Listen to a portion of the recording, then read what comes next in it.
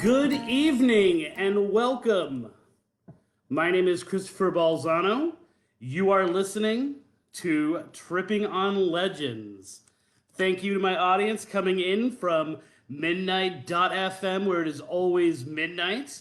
It's been kind of a hectic week for me, so I'm kind of kind of running on adrenaline here as I'm trying to get the show together tonight, and it's interesting because we are on episode 76. I'm Christopher Balzano. We are on episode 76, and I was asked, when you have an episode, when you know that you've got something coming up, when you've got a plan for it, make sure to send it to midnight.fm so they can put the summary up there with the rest of their great programming. And my response was, okay, sure, whatever, we can do that. And didn't want to say, a week like this week, I don't know what I'm doing. It's episode 76, and sometimes I have an amazing plan, and sometimes I've got everything worked out ahead of time, and I know what I'm going to do, and I know what, I've got the plan in place. Other times, it's something that springs up on me. For example, my initial plan for this week was to do an episode entitled Slips and the Shift. And I was going to talk about time shifts, time slips. I was going to talk about the shift that's kind of I've been exploring in different locations, especially as it comes to the Ocala State Forest. Faithful listener, Nancy, I was going to be sharing your story with the audience. And I was trying to make the link, right? We're here at Tripping on Legends. The idea of this show over other shows, the idea of this project over other projects, is this idea that there is a direct link between ghost stories and ghostly legends, right? So I am not a paranormal investigator. I've been hitting this up really hard this week as I've been doing interviews for this, that, and the other thing. I am not a paranormal investigator. When I go to these locations that I talk about, I oftentimes take that mode because sometimes to get the story straight, sometimes to fully uncover what's going on, you have to think of it as a haunting. And other times you have to think of it as a legend. And the best time, the crossroads of that, is when it is both a legend and potentially a haunting. And as you go through the archives, and I encourage anyone, if you're just kind of discovering us, to go through the archives of the very specific legends that we've tracked down over the years, 4 years now, you have to make that link. I don't want to go to some place that's just haunted. I don't want to go to some place, I don't want to go to someone's house and kind of discover why their house is haunted. To me, that's not necessarily a ghostly legend. It could be. We did, as I was going through some things this week, I found the old case of, the episode's called Natalie's First Time, where we went to a private residence, and we talked about the nature of, or the folklore, if you will, behind paranormal investigating, behind ghost hunting itself. But for the most part, it needs to be a story. It needs to be a story that is compelling, that can be searched into, a story that says something about the people who tell it. And oftentimes that means, because you're looking at a story that might be decades old, often, usually at least, sometimes over 100 years, sometimes over 200 years, then now you've got something, now you've got meat, right? Now you've got something to look at, and because of the nature of that, things are often left open. So I had that in the back of my mind, and it's still a show I want to explore. I still think there are theories, and theories are kind of like folklore, in that they've been happening, we want to explain it, and so oftentimes we're inventing a new kind of folklore by talking about things like vortexes, talking about things like time slips and what they might be, and theorizing about, or talking about parallel dimensions. These are folklore wrapped or hidden in science, right? Or hidden in scientific theory, so that we believe that it's logical because it sounds like something that could be true. But that's just a version of folklore. But I couldn't, especially with how busy I've been, my mind was just not on how to connect that, how to present that as folklore, staying true to what Tripping on Legends is. And then what often happens is as the days close, if I don't have a specific legend that I'm looking at, as the days close in and I'm thinking about this, that, and the other thing, I have a hashtag follow the science moment. Oftentimes that comes from my social media. Oftentimes it comes from an incident that happens or a story that I'm working on. Oftentimes it's from a sleepless night, trying to wrap my head around something. If you want to get inside my head, of course, you can follow my social media. If you're on Twitter, it is at Spooky Balzano. If you're on Instagram, and I'm on Instagram Live right now, so you can catch the show there, it is at Spooky Tripping. And of course, the Facebook page is facebook.com/Tripping on Legends. And that's kind of where I show the weekly show and where people can get involved in the chat and all that kind of good stuff. So for those of you who are listening on midnight.fm, it might be midnight where you are, because it's always midnight. Feel free to listen to that, but then maybe pop into the Facebook page, like it, and make sure that you are in the chat room, because there's a lot of interesting things that are going on in that discussion. Oftentimes I can't acknowledge it, like when I want to say hello to Jen and hello to Rita because they're saying hi to me. I can't do it because it breaks the narrative of whatever I'm talking about. See how I was able to get their names in there. So the inspiration for this episode came to me yesterday. And I realized when things like that happen, when I say it came to me yesterday, it didn't really, it was kind of floating in the ether. It was kind of out there. And I was just able to connect the dots. And it led to something bigger. So I'm a ruminator, right?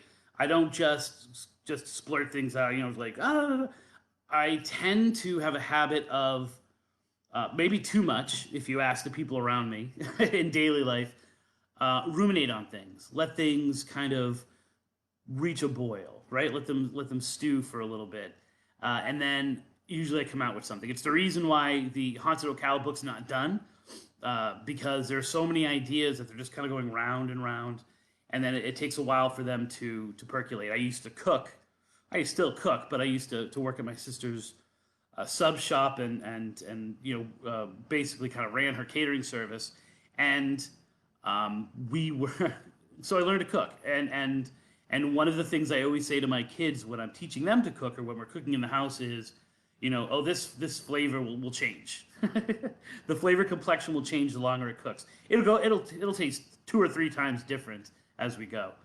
And that's what happens with these stories. When they're in my brain, when I'm working through them, they change over the course of details are added, or I make a connection between things, and that's how I need to work, which is frustrating for me and frustrating for other people I work with, I'm sure, but it's something that I need to do. It's the way that I go about things.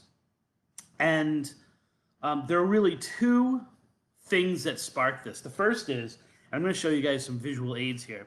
The first is this,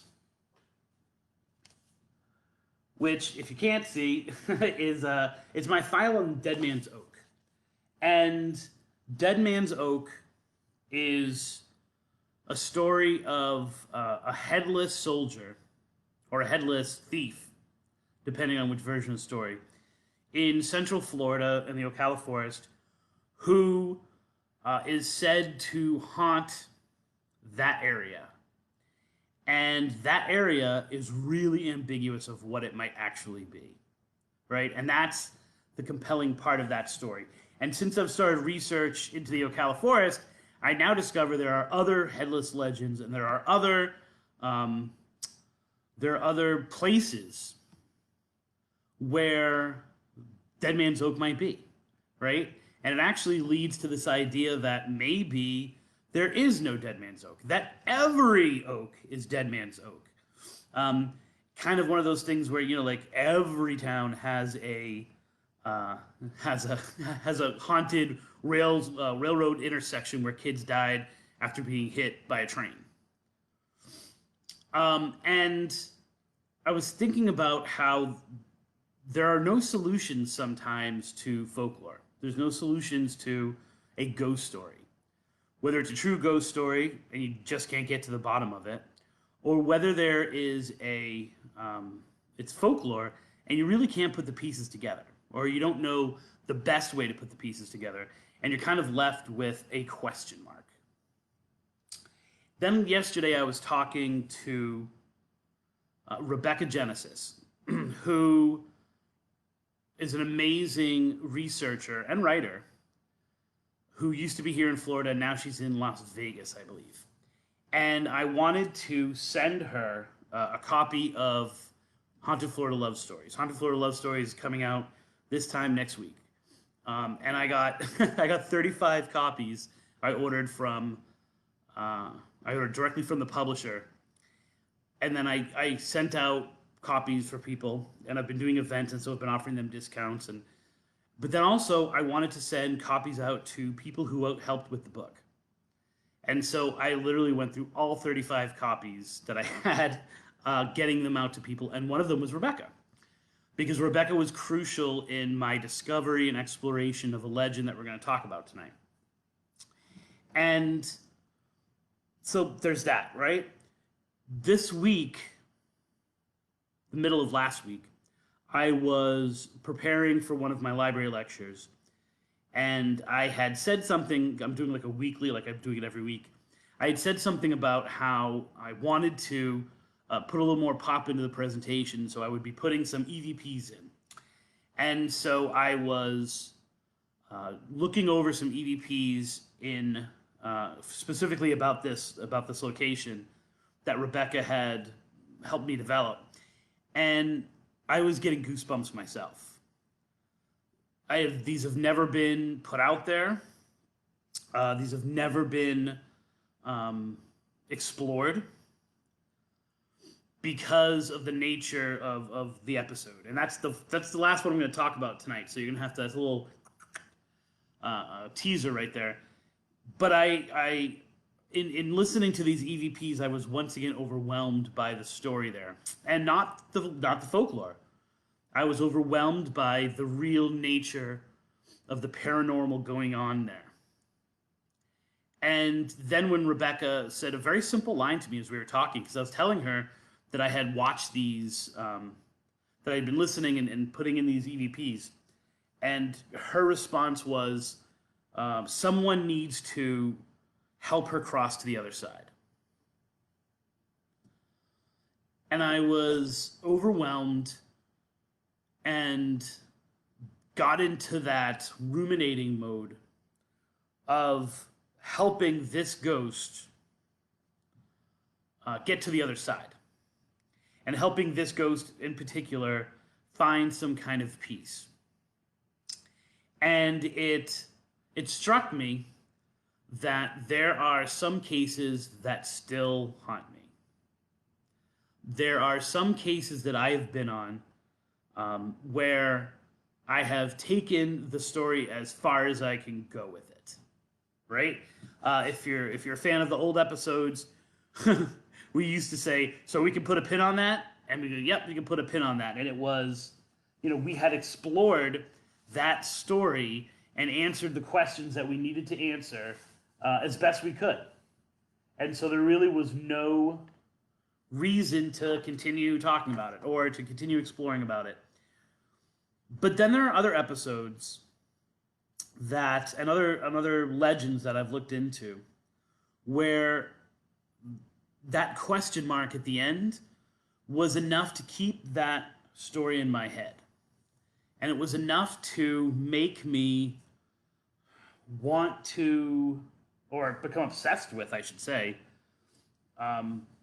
the answers and finding those answers. And for one reason or another, because you've got to get to the next case, or you've got to continue your life, or you've got to do whatever, it gets pushed to the side for the sake of the next thing you need to do. And it never leaves you, right? It never leaves that part of your brain which has to find an answer, or which doesn't like something that's misaligned, or that wants to discover truth, right? There's a difference, I think, between an answer and truth.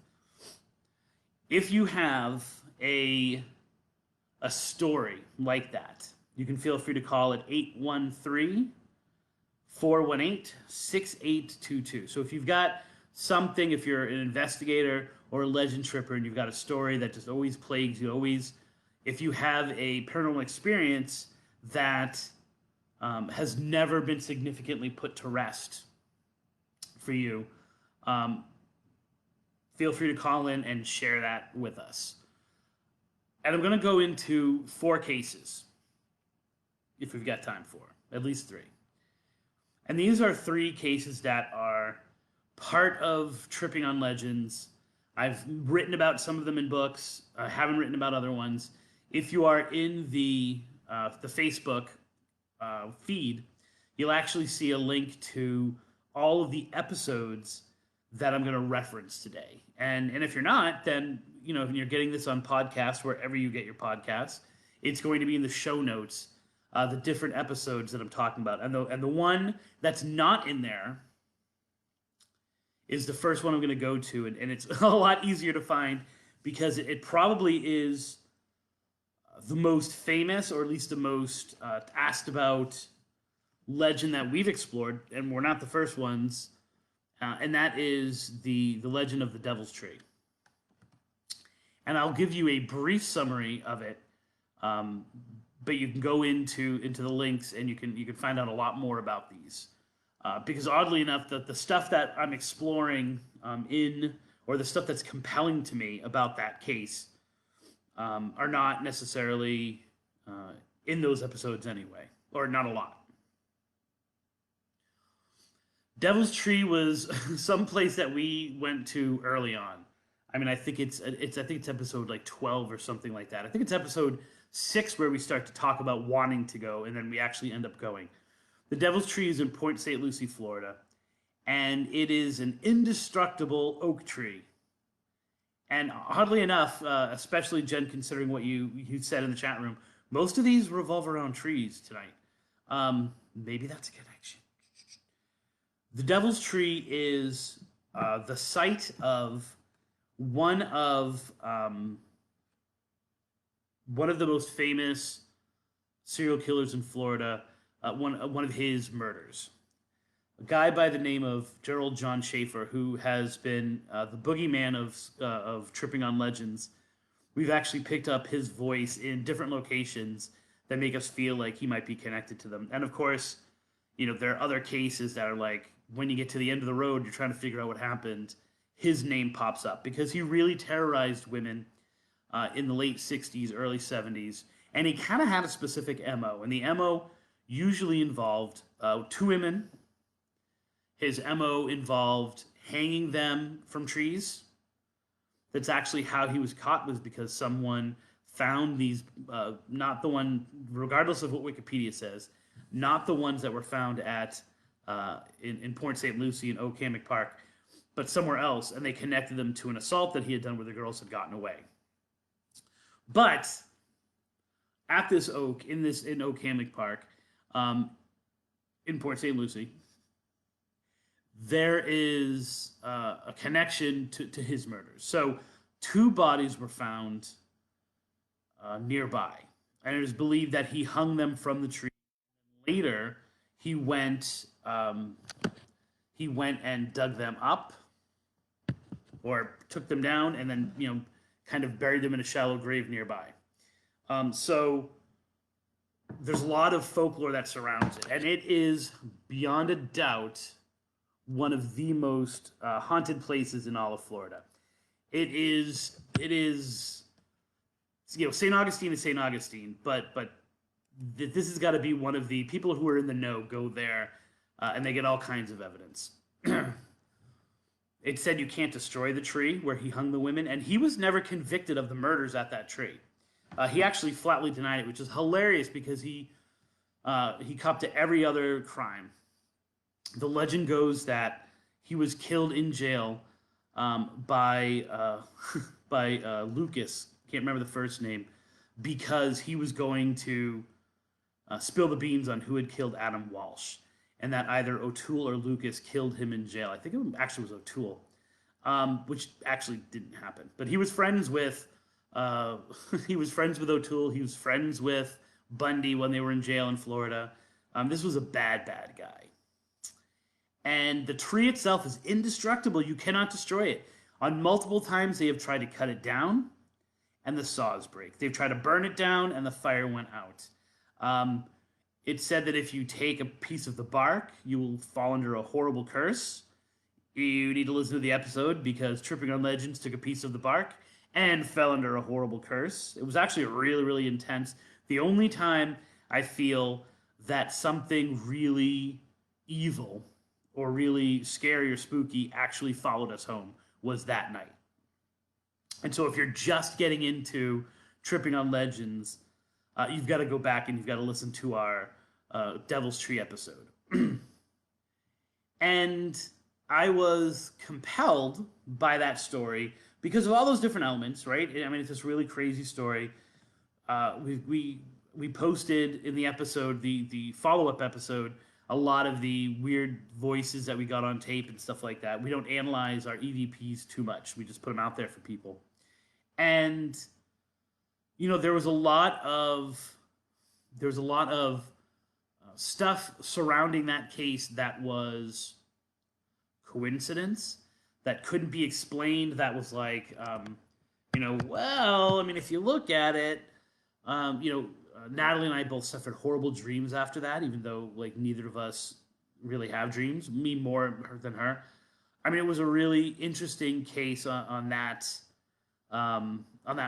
respect. But that's not what haunts me about that case. When we were actually on the site about the Devil's Tree, and the more disturbing part, I think, is that for however much it's written about, this part is not written about in the books when people explore the Devil's Tree. And that's that there are remains in the woods all around the Devil's Tree that are unexplained.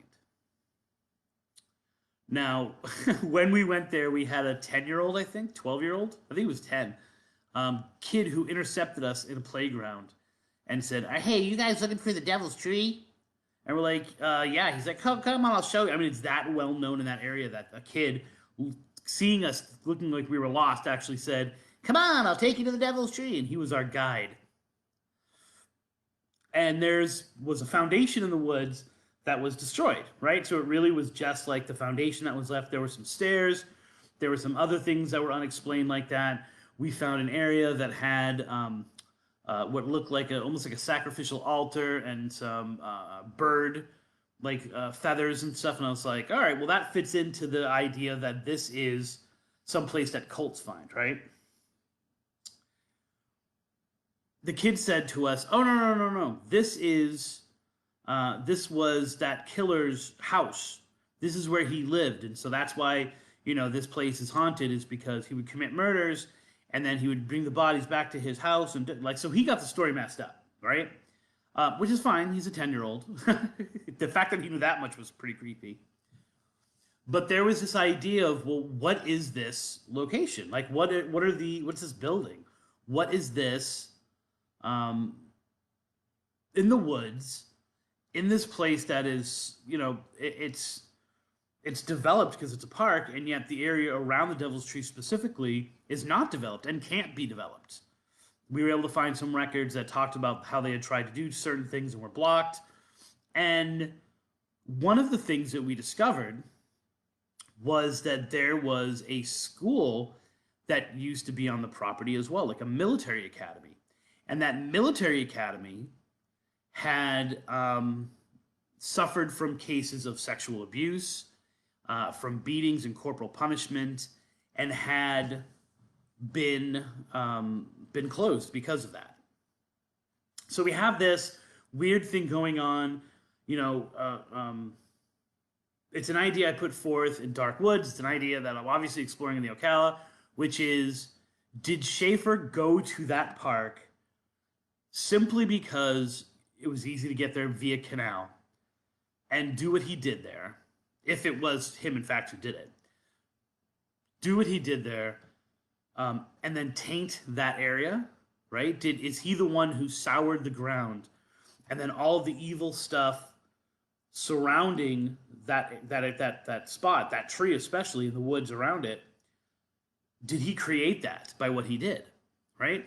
And then you got the flip side of it, which is, was he drawn to that place itself? It's actually fairly out of his kill zone, if you will, for him to have gone that far, both west or east, I should say, and north. Was he compelled to commit his dirty deeds in that area because those woods are tainted? Those woods are cursed, and they draw people in. So the argument would be, well, nothing as grim and as horrific as Schaefer and the murder of the two women has happened in that area, but it's kind of like that we know of, right? Because what were these remains? What was up with the school? What was up? And that element of the story has always been open, right? We searched through some records, and this is all online. Searched through some records, couldn't find what was built there before there was a park. We couldn't find anything. We actually were able to discover bricks, and this was the dog nature, the hunting dog nature of us back then. Was we spent hours trying to track down, literally emailing the brick company, trying to figure out what bricks had been sent to Port St. Lucie to figure out. I mean, nothing. And we've got all these little connections along the way that we were never able to follow up on, right? We were never able to connect the dots merely because it became overwhelming. And then it was like, on to the next thing. And quite frankly, when you have a story that's as compelling as The Devil's Tree, right? Like, it doesn't need anything else. Like, does it need anything to be special? Or is it like, you know, ridiculous enough and terrifying enough and compelling enough and spooky enough on its own, right? I mean, all that stuff was there. When I tell that story, I don't talk about the bricks in the woods, except for to maybe drop it in. I don't talk about the school, because, you know, now you're talking about some legal things, and do you know exactly what you're talking about? A lot of it is really hush-hush. That part of the case still haunts me.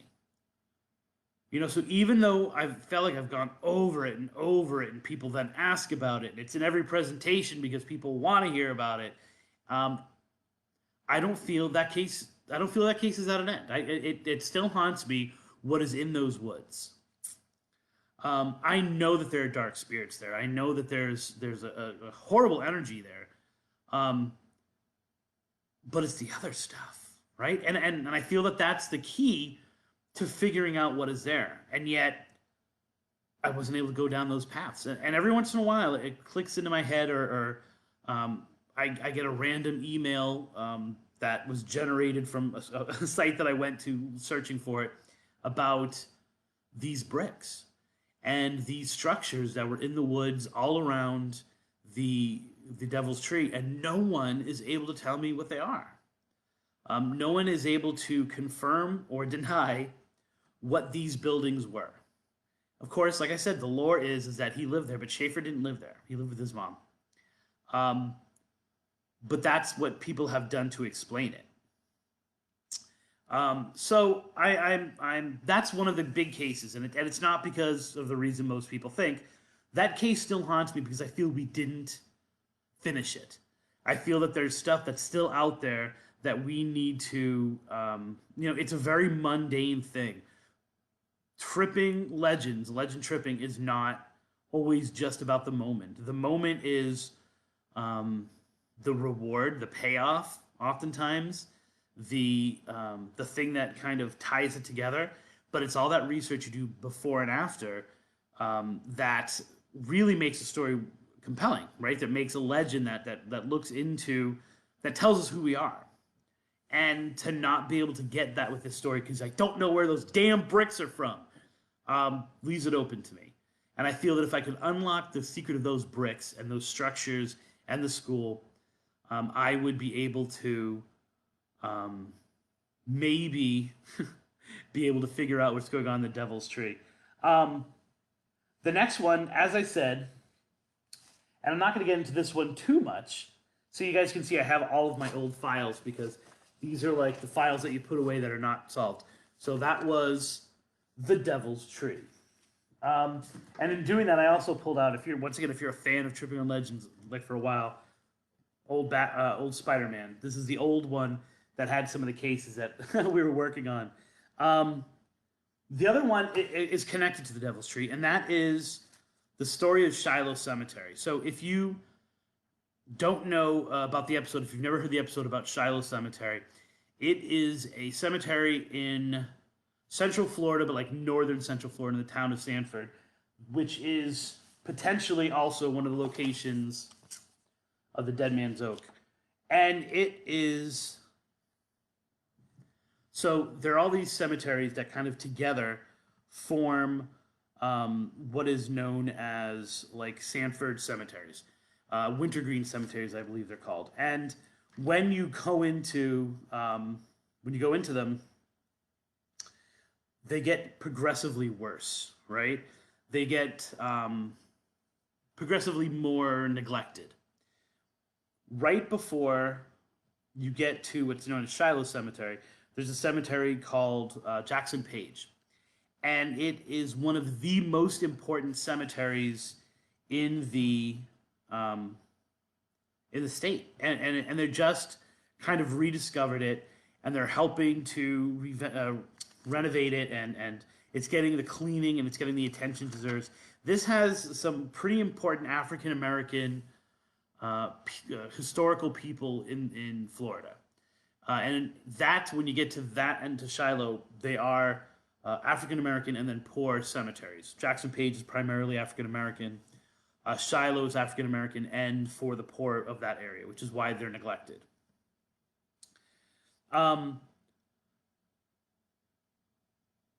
There's a ghost that's said to be there, and that ghost is she has red hair.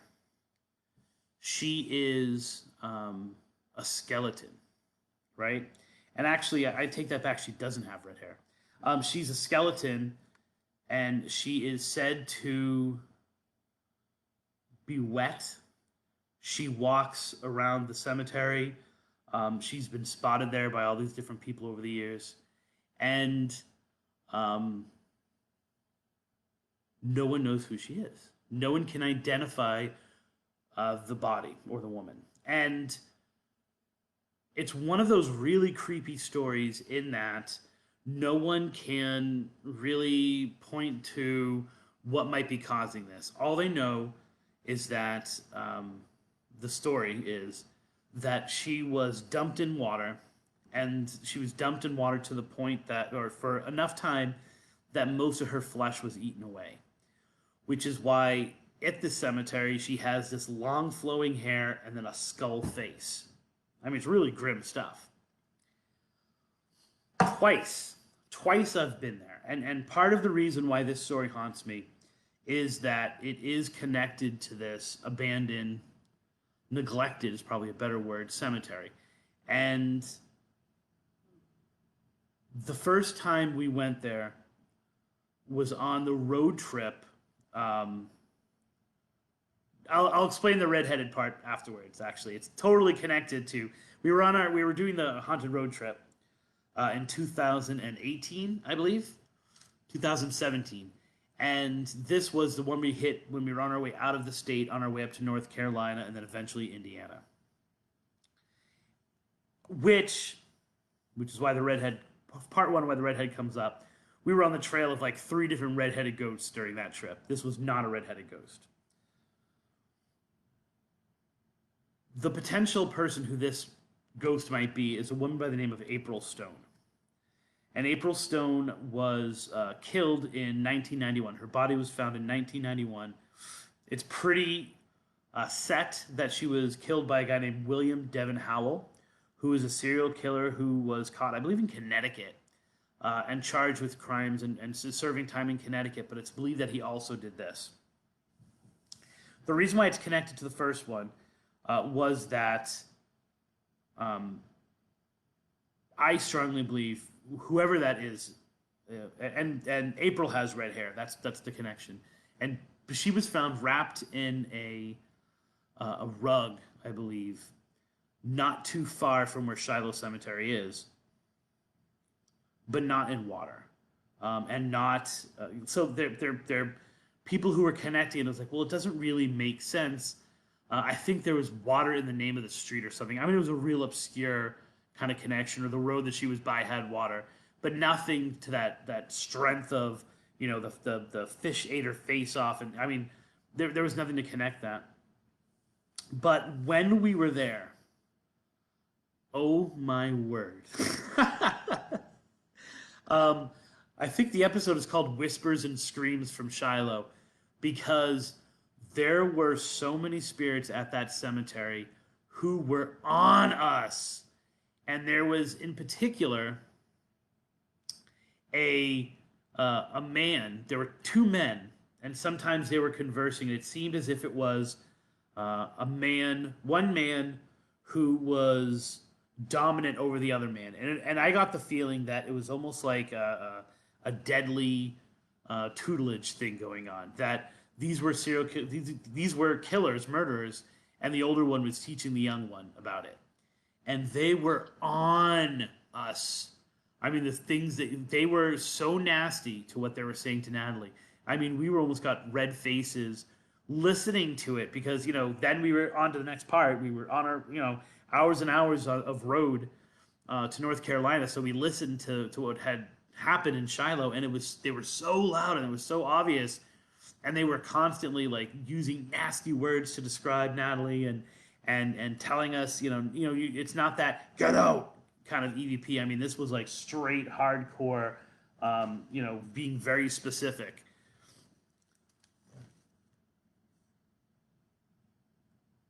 I feel that case, I feel whatever's there, we never explored.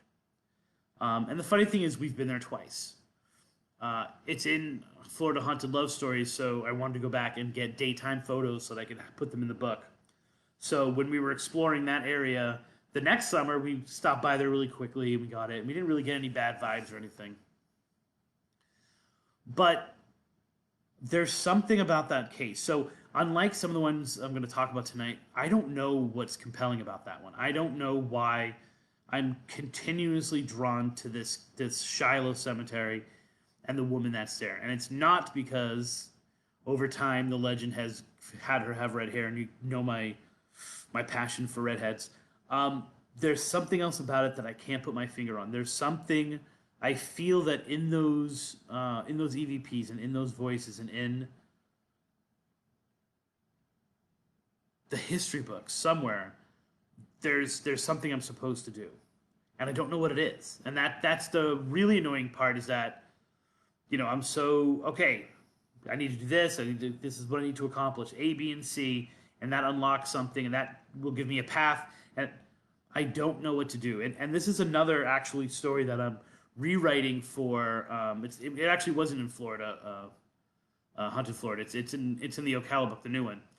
And I feel like, once again, it's not solved. It's not. There's something open about it. There's something I don't quite get, and yet I'm still drawn back to it, time and time again. Hashtag follow the sun. I don't know why this is a case that keeps calling me back to that cemetery. I don't know what I'm supposed to do. I don't know what to do. Am I supposed to help this woman? Am I supposed to discover something that someone hasn't discovered about it yet? Am I supposed to be using this as a way to inspire people to take better care of the cemetery and to explore it a little bit more and to I just don't know. So all I do is I keep going back to it, and I pretty much go to Shiloh Cemetery every time I'm in Central Florida because it's not that far from most other things that I'm doing. And I go there, and I sit in the cemetery and I ask for inspiration. I ask for what are you asking of me? What do you need from me? What am I supposed to unlock here? And I never get an answer. So that is the other big location that haunts me, and the story haunts me, and hopefully it's one that I can, as I finish the Ocala book and as I explore that story more, maybe something will open up. If you guys have any kind of possible link to that, please get in touch with me. Please, if there's something that I've said that like triggers something, you're like, oh, wait a minute, and I'm a firm believer that Schaefer did that murder too. And I think that, the voice is so like the voices that we got at the Devil's Tree that I feel that he is also there as well. That's what I say when he's our boogeyman who kind of follows us around. Tough one to crack. And the hardest part about it is that I don't know why. The next one is Ormond Beach. And this has got to be, one of my favorite, if you are following any of Tripping on Legends social media, Twitter, at Spooky Balzano, Instagram, at Spooky Tripping, the Facebook is facebook.com/Tripping on Legends. You've probably seen the Ormond Beach pictures and the Ormond Beach. It was one of the most fun legend trips that we went on. It was one of those things where everything opened up. We went to, it was 2 different locations, and I'll talk about the second one first. We went to explore the legend of Tomoki, and to look at this old, it's a love story. It's essentially a guy who drank from the cup of the gods. There was a big war that raged. When we got there, the rangers were very kind and were like, oh, hey, look, like, see this area right here? Here's another legend. And they gave us another legend on site. That's like gold, right? And it was an amazing day, and it was one of those days that's like, it was both fun and interesting. Nothing really spooky happened. It was kind of compelling though, and I got really great hot sauce from it. And what kind of got overwhelmed because of the coolness and because of the how much fun Tomoka State Park was, what we had done earlier in the day kind of got overshadowed. And that was, we went to the Fairchild Oak.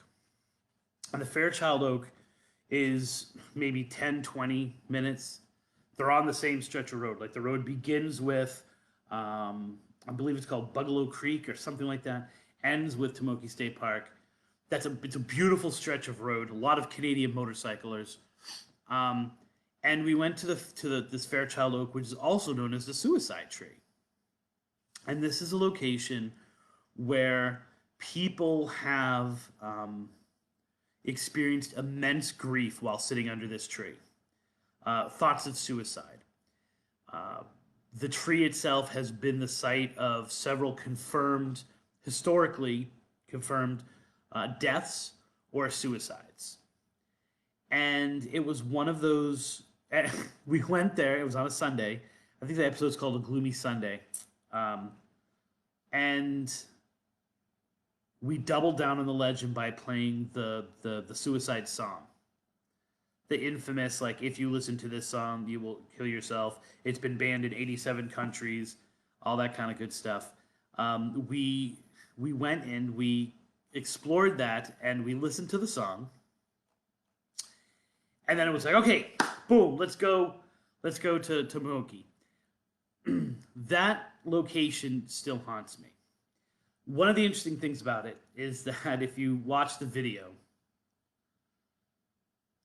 we go into the tree, we play the Gloomy Sunday song, and the Facebook Live that we're shooting at the time literally goes out when we begin the song and comes back when the song is over, right? Something interfered with the broadcast. How crazy is that?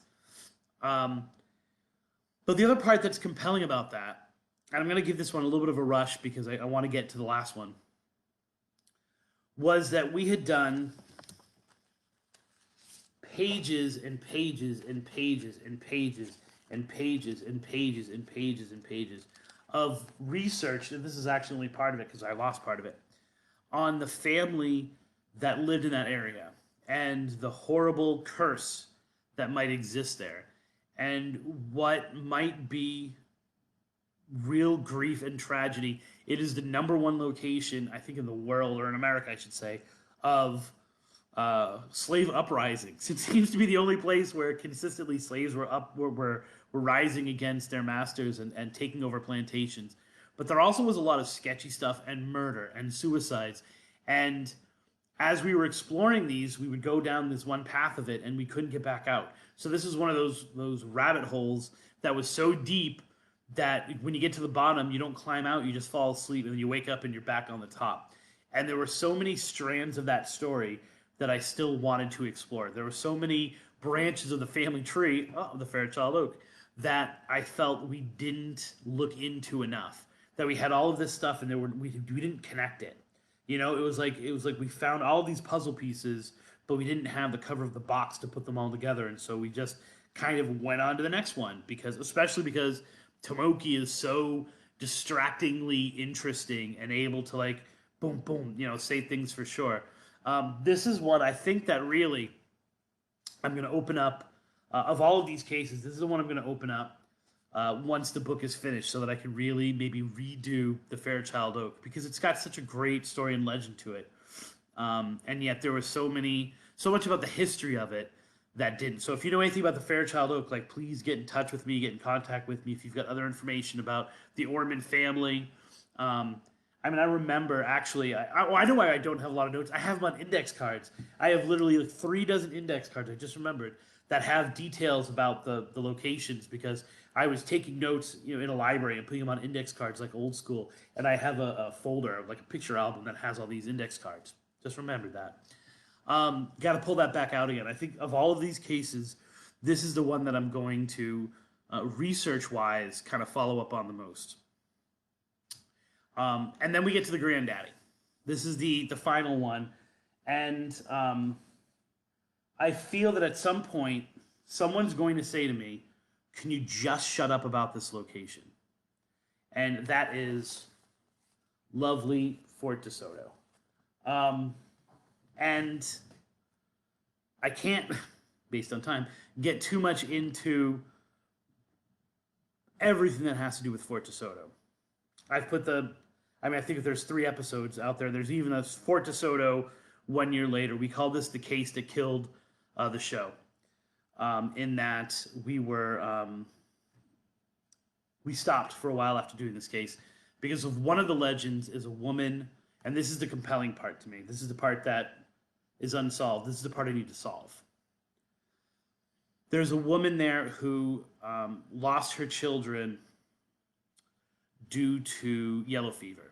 And they were all in quarantine, but there were layers of quarantine. And so depending on how sick you were, was where you were at. Her children were sicker than she was.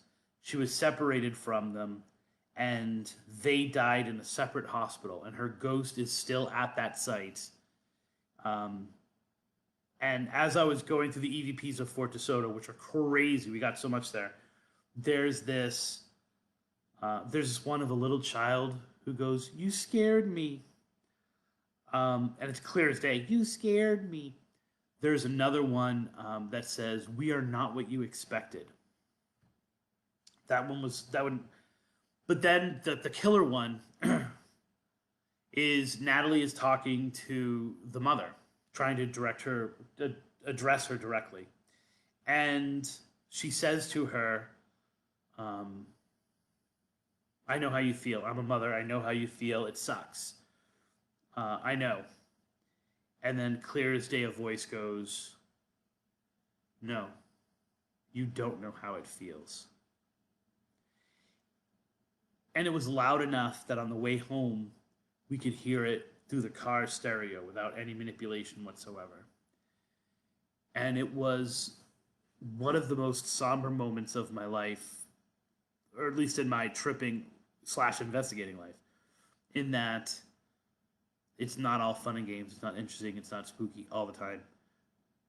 Sometimes you're talking and you're communicating with real grief and real sadness. And it's the grief and the sadness that has caused her to continue to be at that location.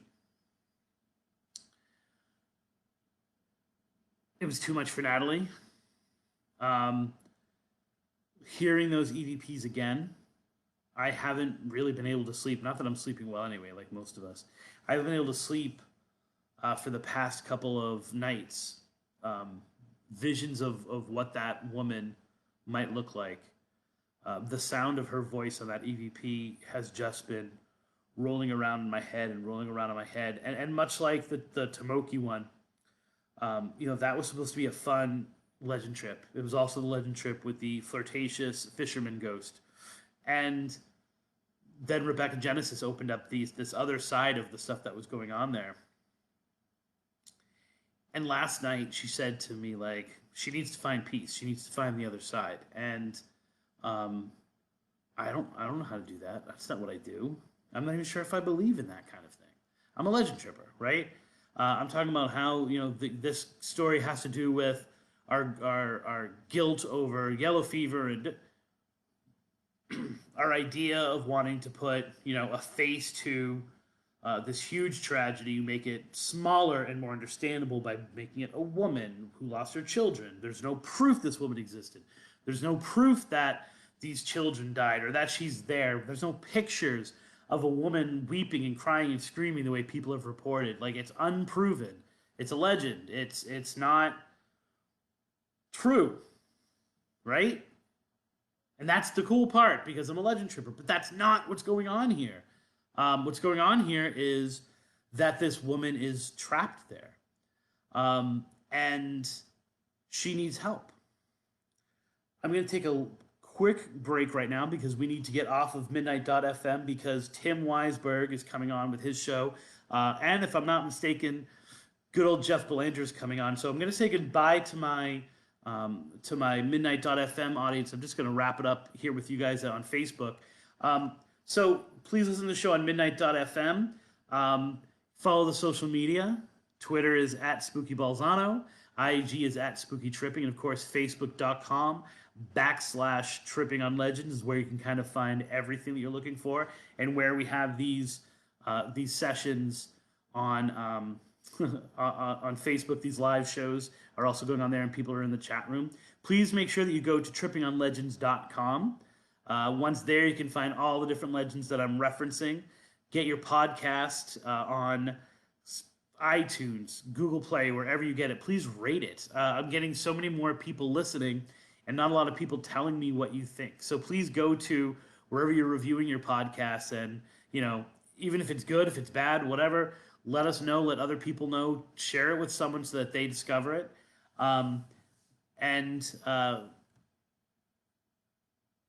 If you want, if you want to kind of find out how this story ends, of course you can go to the podcast or the Facebook and get the ending of this. But thank you guys from Midnight in the almost said the wrong thing there. Midnight.fm. I'm gonna let you guys go for now. But please tune in next week, next Tuesday at 9 o'clock, when maybe I talk about something a little less depressing, like time slips and then shifting, and not these sad women who are asking me to save them. But have a wonderful evening, and here's hoping that all of your trips are legendary.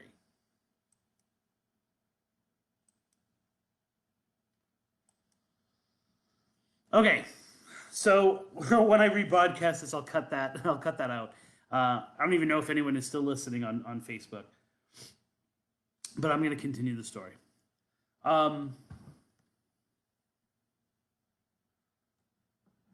This is kind of a weird, freaky thing. # follow the signs. There are some things that you can't ignore. Don't need this anymore. There's some things that you can't ignore. I immediately contacted a friend of mine who is local, who's a psychic. And we've actually talked about working on several different things. And I said, "Can you help spirits move on?"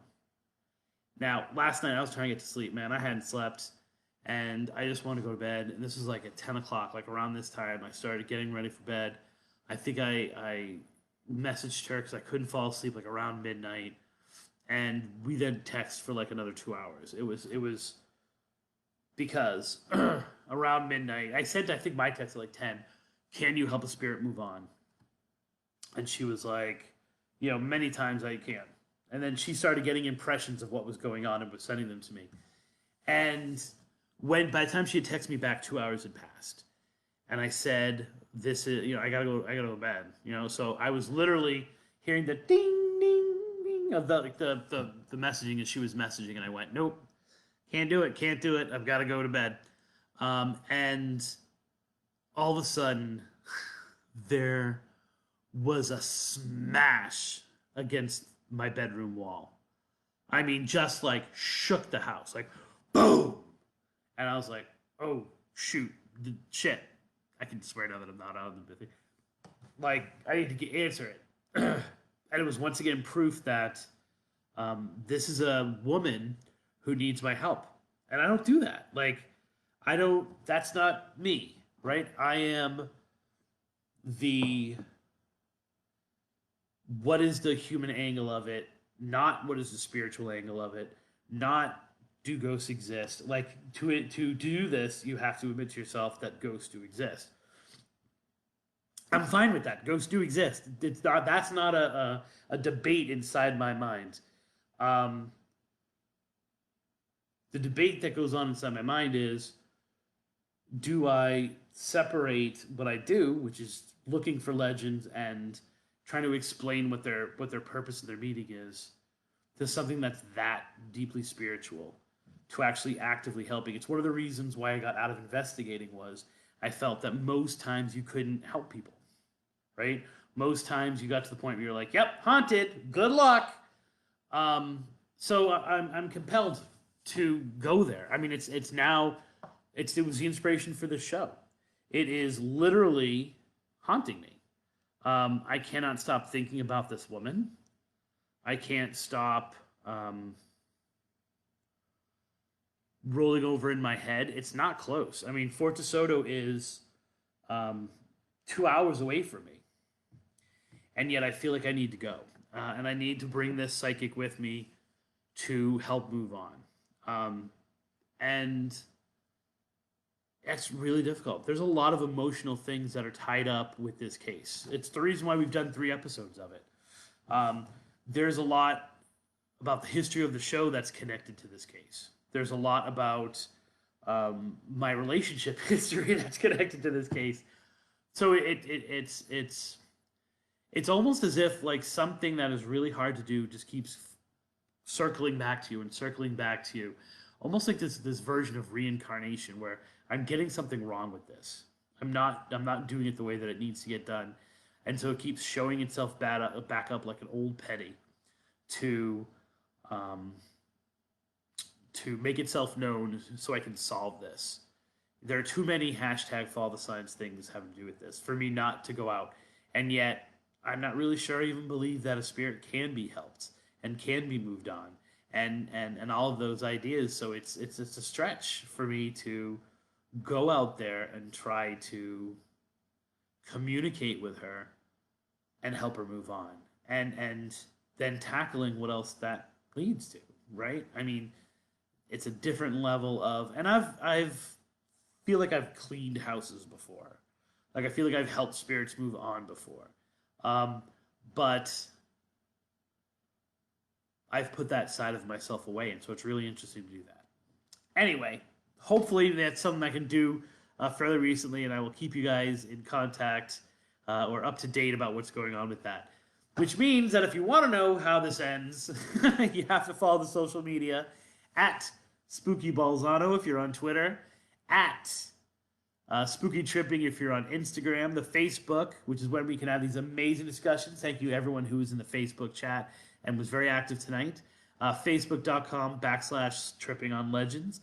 You can also, once you're there, scoot over to the Facebook page for Haunted Florida Love Stories. This Town is Myth, Haunted Ocala Forest.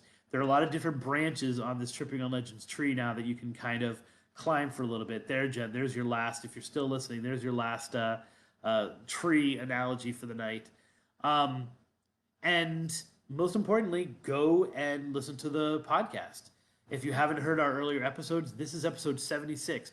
We have over 100 episodes of different things in there, especially because the live shows used to be not numbered. So we have over 100 episodes, plenty, hours and hours and hours of Tripping on Legends for you to enjoy if you're just discovering us. If you get in there, Google Play, iTunes, wherever you're getting it from, rate us. Rate us and write a little review. We'd love to hear how we're doing. And if you have any feedback, of course, you can send it directly to me at spookytripping@gmail.com. For all of those cases that continue to haunt you, for all those cases that are still, look, these are all just files on the stuff we've talked about tonight that are, if you're haunted like I am, here's hoping that all of your trips are legends.